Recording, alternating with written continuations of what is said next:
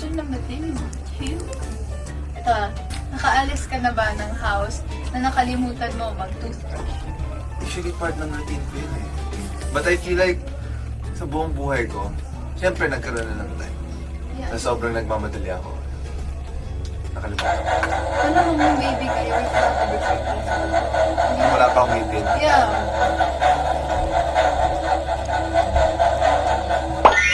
Ah! Napakagaling naman. Okay. Have you ever borrowed something na hindi mo pa nababalik till now? Yes.